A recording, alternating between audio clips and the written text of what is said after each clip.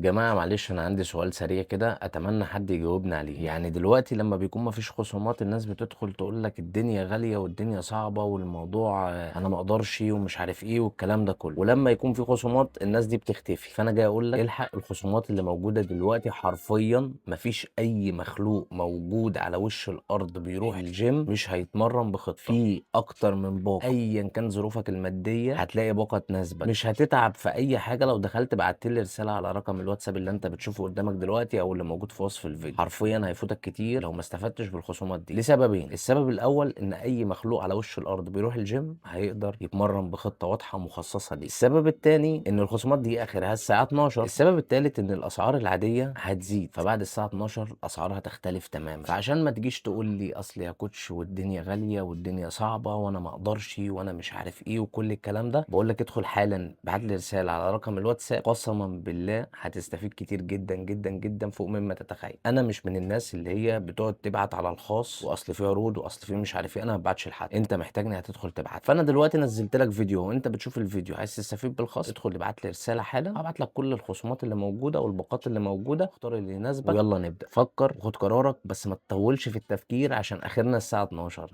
مساءك فل وكل سنه وانتم طيبين جميعا. تحياتي.